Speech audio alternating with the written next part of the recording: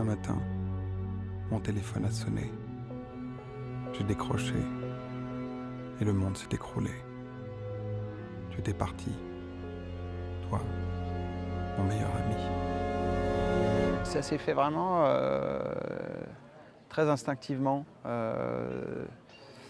C'était un moment dans ma vie où je traversais quelque chose de difficile.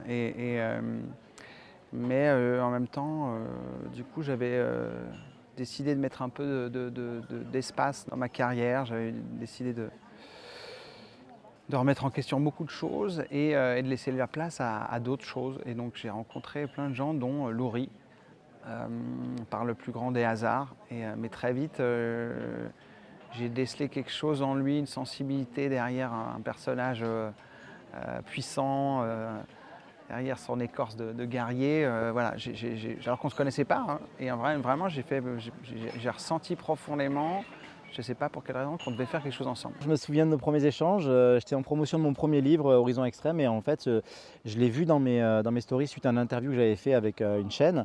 Et je lui ai envoyé un petit message, il m'a répondu, et puis je lui ai proposé de lui envoyer mon livre, et là le lien a commencé à se créer. Il est tombé sur une lettre à l'intérieur du livre que j'avais édité, que j'adressais à mon père, et de suite il y a eu une connexion. Il y a quelques mois, Laurie s'est invitée sur mon chemin.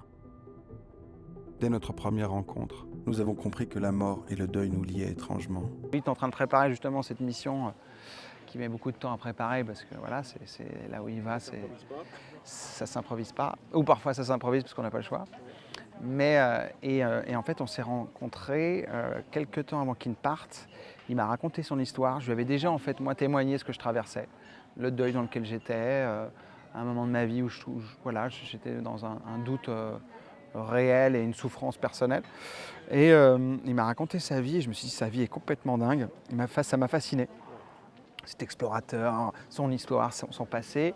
Et lui m'a dit, écoute, par rapport à là où tu en es dans ta vie et ce que tu traverses, j'ai l'impression que j'ai une proposition à te faire et qu'elle te fera peut-être du bien, en tout cas qu'elle te permet peut-être de traverser ce que tu es en train de traverser ou d'être dans une forme d'introspection assez violente, puissante, et c'est de partir avec moi en Arctique. Il m'a dit que si je venais avec lui sur sa mission en Arctique, cela m'aiderait peut-être à traverser tout ça. Et j'ai vu ça comme un cadeau du ciel. Alors, je ne me suis pas du tout rendu compte de la violence et ce que c'était. Mais tout d'un coup, là où j'en étais dans ma vie, j'étais vraiment pas bien. Et donc tout d'un coup, c'était comme une main tendue. Je me suis dit, ok, ah ouais, d'accord. Il y a quelqu'un à quelque part, il y a une énergie qui me pousse à partir. C'est vrai que moi, l'humain, c'est toujours le plus compliqué en expédition. L'aventure, j'ai l'habitude de l'extrême, j'ai l'habitude d'être seul. Et là, de me retrouver avec lui, où tout est allé très très vite aussi dans la fabrication de ce film, dans le financement, dans l'organisation. C'était nouveau, c'était dur, et c'est ce qui a donné aussi ce résultat. Tu m'entends ? Ouais, je t'entends, ouais. C'est la galère un peu. Ouais. Il fait -40. En attendant les bons courants, là, je suis bloqué sur ma prison. En fait, ça s'est monté très vite.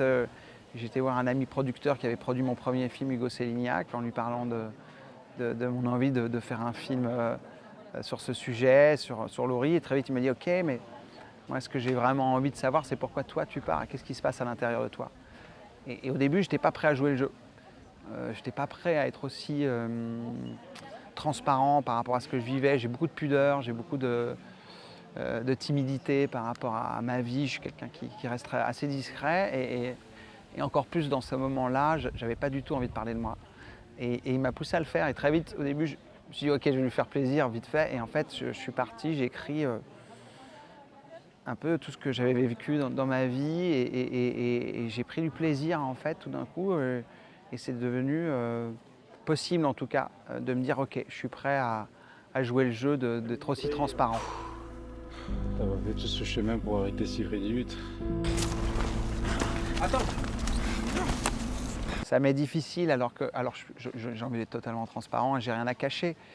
Mais je sais que j'avais très envie de raconter ce qui me faisait du mal, ce qui m'avait blessé, là où j'en étais dans ce deuil, mais sans le nommer spécialement pour qu'il soit aussi accessible et pas auto-centré, voilà, que je parle de qu'est-ce qu'on fait avec cette douleur quand on perd quelqu'un d'aussi proche. Et voilà, et puis je pense que pour Gaspard, qui était aussi quelqu'un de très pudique, très discret, pour sa famille, pour tout le monde, voilà, moi c'était vraiment une envie de parler, d'avoir une forme de pudeur, de distance par rapport à ça. C'est un film qui est assez universel finalement, puisque c'est un sujet qui touche tout le monde, le deuil. Jérémy de son ami, qui est voilà, un acteur aussi du cinéma. Et moi, je perdais mon père à ce moment-là, mon papa, puisque quand je suis rentré en France, j'ai enterré mon père. Donc on était déjà très dans cette dimension sur la fabrication du film avec ce lien. Si tu voyais ce que je vois, mon pote, je te garantis que tu ne veux pas mettre un pied. En fait, ça va être un bout de banquise qui s'est détaché des autres, mais qui est quand même au milieu d'autres bouts de banquise. On s'est abandonné, je pense, dans cette façon de tout raconter.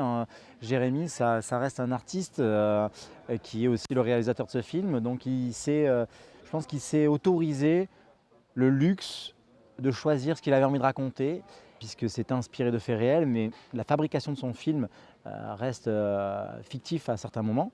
On n'a jamais vraiment fixé de limites sur qu'est-ce qu'on peut raconter ou non. Je pense qu'on s'est mis d'accord sur le produit final en se disant « Ok, on l'aborde de cette manière-là, est-ce que ça te convient même si ça te met en mauvaise posture ?» Et inversement, moi dans l'écriture de mon livre, puisque à peu près dans la même période je vais sortir mon livre, et on se met tous les deux à raconter l'histoire de l'autre sous son spectre. Je tape d'un côté, je tape de l'autre, mais le temps que j'arrive d'un côté, il a bougé de l'autre. Donc il va falloir faire un peu stratégique. Sinon je vais me retrouver au milieu de l'océan et on aura un gros problème. Okay. Je suis parti 3 mois au pôle Nord et il y a eu des moments de doute réels, de peur même avant de repartir. C'est-à-dire qu'entre le premier geste, l'impulsion, la proposition de Loury et tout d'un coup la prise de conscience de là où je mettais les pieds, que c'était très dangereux, que tout d'un coup Loury a voulu rencontrer ma femme, mes enfants pour leur expliquer que là où j'allais, il y avait des chances que je ne revienne pas. Donc c'était une façon de vraiment de responsabilité. Voilà. Et moi le premier, et la production aussi, et au fur et à mesure qu'on entamait la préparation, je me rendais compte de ce que ça nécessitait, et de l'implication et du danger. Et encore plus quand on commençait à chercher des cadreurs, parce que donc on a un cadreur qui nous suit durant le film et qui doit être des cadreurs expérimentés parce que c'est dans des conditions extrêmes très complexes. Et les gens qu'on a rencontrés nous disaient qu'ils étaient déjà eux spécialisés, nous disaient mais si vous allez choper des images là-bas, on est curieux de les voir. Alors je me suis dit ah ouais d'accord, en fait ça devient de plus en plus concret. Donc j'ai eu des doutes, mais en même temps j'étais à un moment de ma vie où c'était ça, où je me relevais pas peut-être. Enfin j'en sais rien, mais c'est comme ça que je le vivais au moment même. Et donc j'étais guidé par ça. J'étais guidé par cette confiance que je devais traverser ça pour pouvoir ressortir vivant. Oh, le silence, mec, ça fait tellement du bien.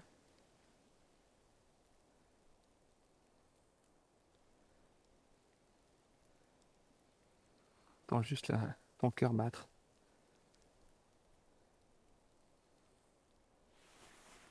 La rencontre avec Jérémy, c'est aussi ça, c'est aussi vraiment un choc de 2 univers. C'est pour ça que le film s'appelle D'un monde à l'autre, parce que dans mon univers, on n'a pas le droit d'avoir des sentiments, dans mon univers, on n'a pas le droit de faiblir, on n'a pas le droit d'abandonner.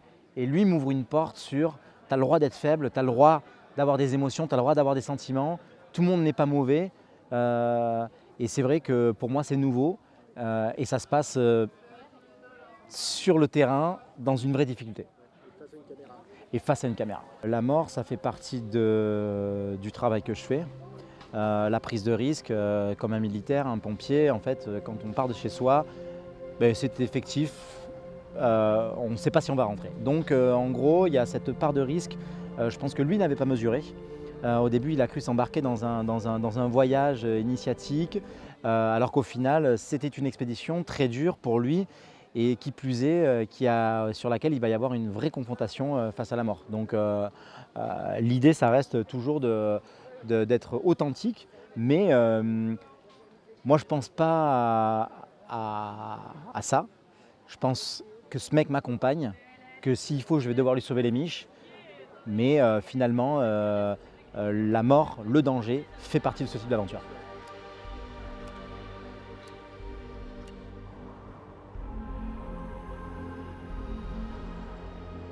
Il devait normalement arriver ce soir, mais il est obligé de modifier son parcours. Il ne s'arrêtera plus ici. Les enjeux sont démesurés, on ne s'en rend pas bien compte parce qu'on a une forme de distance, nous, sur la glace. Mais voilà, ça prend des proportions énormes très très vite pour plein de situations différentes. Donc, et c'est ça à un moment donné, qu'on ne voit peut-être pas dans le film, mais qui me fait un peu lâcher prise, c'est qu'à un moment donné, je coupe tout. Et je pète les plombs parce que j'en ai marre qu'on me fasse chier, là où en fait moi je dois sauver ma propre peau. Bien sûr, ça n'enlève pas la part de responsabilité. Énorme cette part de responsabilité. Et puis comme je me lie depuis le départ d'amitié pour lui, la responsabilité augmente.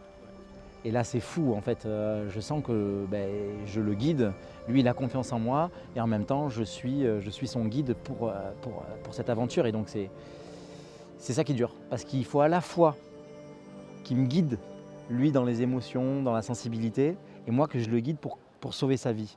Mais tous les deux pour sortir d'un deuil. Dans une expédition classique, mon équipe s'occupe de moi. Là aujourd'hui, j'étais en train de gérer un deuil, c'est-à-dire qu'à chaque ravitaillement, je ne savais pas si mon père était mort. Ma famille essayait d'arrondir les angles pour me donner le moins d'informations possible pour ne pas me distraire, mais ça m'a beaucoup parasité. À côté de ça, j'ai une production de cinéma qui réalise un film et qui a des exigences qu'il faut gérer. J'ai mes équipes qui me font des retours toute la journée et, incroyable mais vrai, je dois penser à ma propre survie. Donc forcément, quand il arrive tout ce qui arrive dans ce film et qu'on dévoile un maximum ces informations sur les difficultés, sur les désaccords, sur les... Eh bien oui, je perds pied et en fait je me laisse happer par le fait que j'oublie ma tante. Moi en fait, faiblir c'est l'échec en fait. Je peux pas mettre un genou à terre en fait. Quand je l'ai appris, je pensais arrêter le film. Je pensais que c'était un moment trop... Ça remettait trop en question plein de choses que je n'avais pas vues. Et puis je me suis dit, d'une part, il faut qu'on s'en parle. Et quand on s'en est parlé, je lui ai dit, il faut qu'on a joué le jeu de se filmer depuis le départ. Je pense soit on en fait quelque chose, soit on se révèle l'un à l'autre et ça fait partie aussi de notre rencontre. Mais c'est un moment crucial où je me suis rendu compte, parce que c'est un documentaire, moi c'est la première fois que je faisais un documentaire, en plus en étant dedans, je vivais les choses sans savoir ce qui allait se passer, donc vraiment je rebondissais sur l'instant. Et là il se passe ça, et au début j'étais ébranlé, et puis après je me suis dit, quand on en a parlé, quand il m'a dit ce qu'il avait au fond de lui, je me suis dit, c'est pour ça aussi que je fais ce documentaire. Voilà, vraiment je me suis dit, tiens, c'est aussi là où on rencontre l'autre plus profondément, quand on passe au-dessus de ses épreuves, quand on pardonne, quand on regarde l'autre qu'il est vraiment au-dessus de... Voilà, et là je me suis dit, tiens, il y a un message qui m'est important que je pourrais faire circuler. C'est un sujet universel finalement. À quel moment on peut estimer qu'on est capable profondément de faire confiance à quelqu'un? Qu'est-ce qui nous le prouve? Qu'est-ce qui délimite ça? Très souvent c'est marqué par des actes, c'est marqué par des formes, des gestes, des paroles. Nous, on était dans une forme de brutalité, donc tout prend une ampleur disproportionnée et on se retrouve avec des conséquences disproportionnées. Ce qui fait que du coup, je me retrouve moi à devoir faire confiance à quelqu'un que je ne connais pas. Lui, pareil, dans un univers où en fait, je lui sauve les miches face à un ours, il me sauve les miches en me ramenant ma tante. Qu'est-ce que je fous là? Pourquoi j'ai voulu absolument me confronter à ça?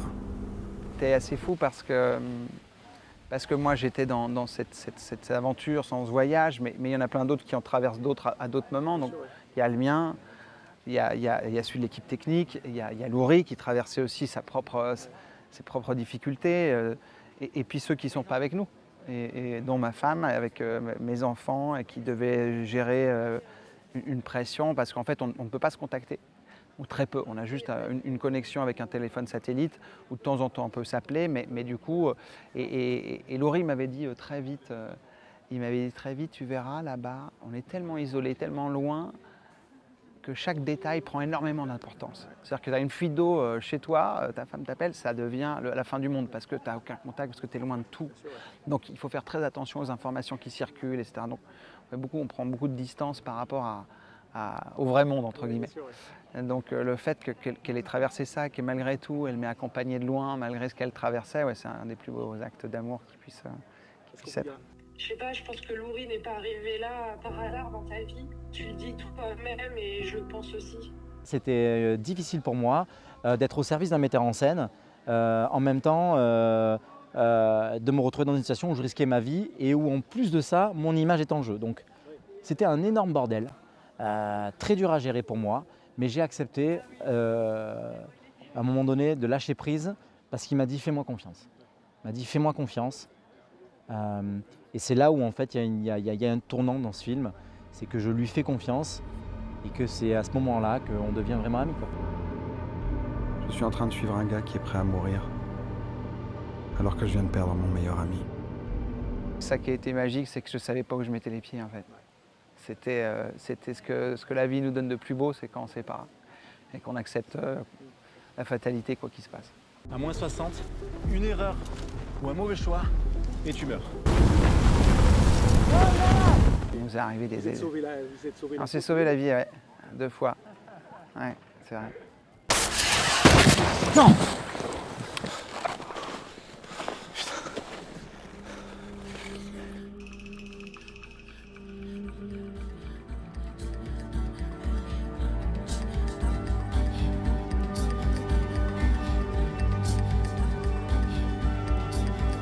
Une équipe très réduite, 2 cadreurs plus Jérémy qui a cadré.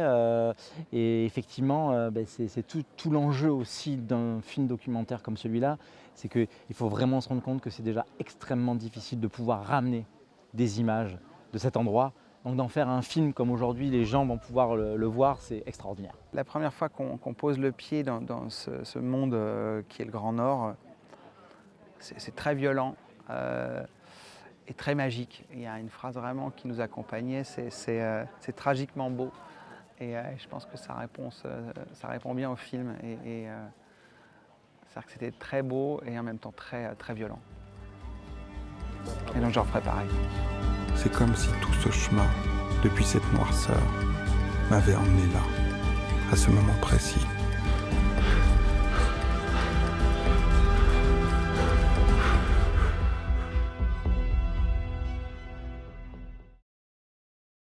On a lié un lien très très puissant sur Arctic Mission avec des choses qui sont irracontables et à la fois ça a perduré, on est vraiment amis dans la vraie vie et c'est ça qui est magnifique, c'est qu'on est passé à travers beaucoup d'épreuves mais que finalement on a su rebondir lui et moi en se disant les choses, en parlant d'amour et en se racontant la vérité même si ça faisait mal, quel qu'en soit le prix.